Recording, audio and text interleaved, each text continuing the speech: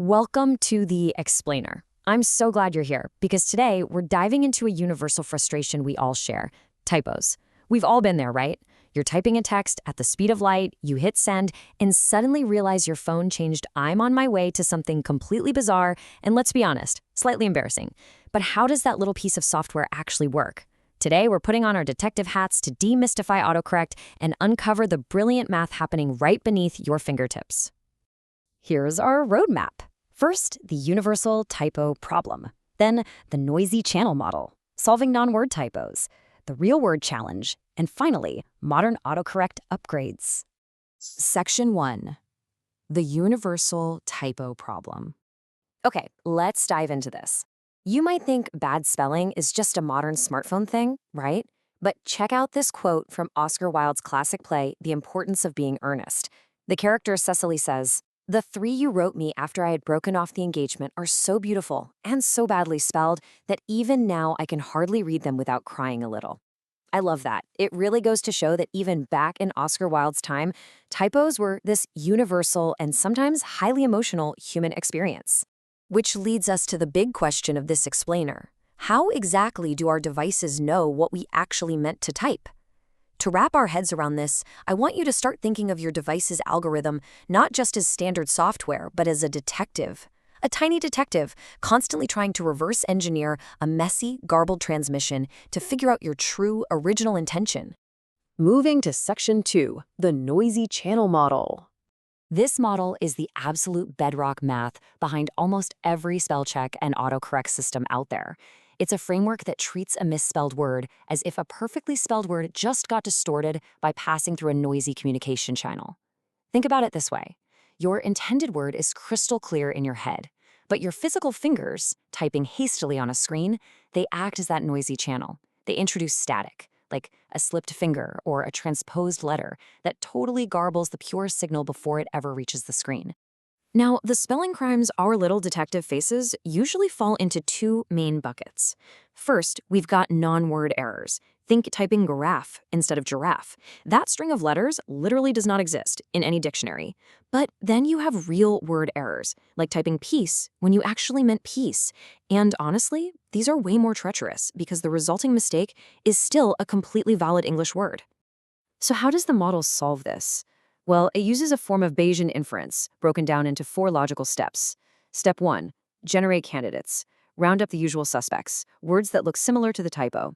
Step 2, check the prior. This relies on a language model. It's basically a massive popularity contest to see which candidate word is used most often in natural speech. Step 3, check the channel. This is the error model. It calculates the fat finger probability. Like how likely are you to physically hit F instead of G? And finally, step 4, multiply the prior and the channel probabilities together and just pick the winner with the highest score. Section 3, solving non-word typos. Now, what's really interesting about this is the actual math behind a simple mistake. Let's say you typed ACRSS. The system pulls up its candidates, actress, across, and acres. It checks the error model. What are the mathematical odds you dropped a T versus swapping an E for an O? Then it checks the prior. How common are these words? If we use a simple unigram model, which just looks at words completely in isolation, the math points to across. It gets the highest score simply because it is a wildly common word in the English language. But actually, scratch that. There's a plot twist. A basic unigram model incorrectly picks across, but what if the full sentence you typed was, "She is a versatile actress"? Context is absolutely crucial here.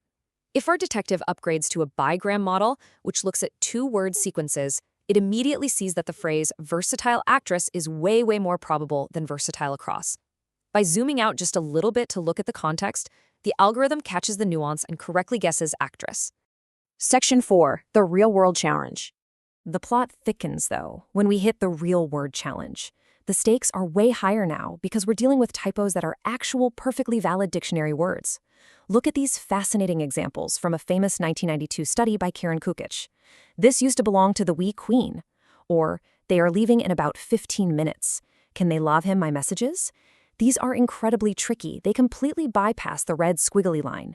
To a basic spell checker, the we, minutes, and love are actual words. No alarms go off. So the software just assumes you typed exactly what you meant. And this illustrates a massive problem. According to the high-end estimates of that same study, up to 40% of spelling errors accidentally result in valid English words. 40%! That is a staggering statistic, and it shows exactly why our detective needs highly advanced tools. A simple dictionary check is practically useless for nearly half the spelling errors we make on a daily basis. To crack this, the algorithm has to look at the bigger picture, generating entire sentences with alternative words. If you type the phrase "two of the system looks at the surrounding context and weighs the probability of the trigram "two of the" against the probability of "two of the." Because the phrase "two of the" is exponentially more likely to show up in natural language than a phrase using "though," which, by the way, is just a rare word for muscular strength, the system realizes your mistake and corrects it to "the." Section 5. Modern Autocorrect Upgrades. Let's explore how modern systems solve the absolute hardest spelling crimes using massive data sets and some incredibly clever phonetic tricks. First off, you need an enormous vocabulary. A fascinating finding revealed that a standard 100,000-word Unix dictionary was actually missing 27% of the words people were typing into web queries.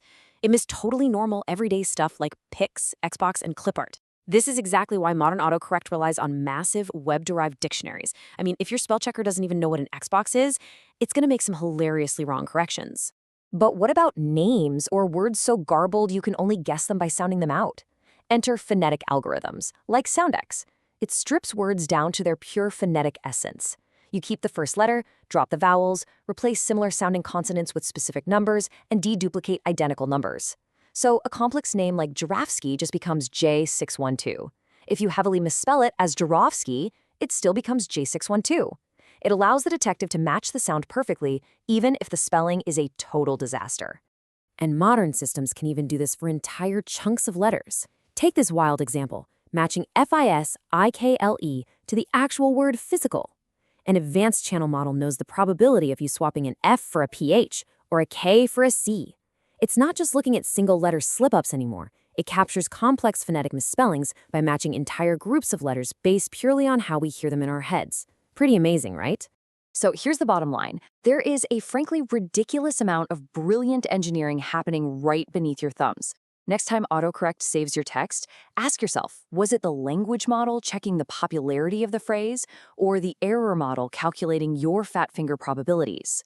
The elegant, invisible math, rapidly multiplying matrices under your fingertips every single day is nothing short of extraordinary. Thanks for joining me for this explainer, and keep asking those great questions.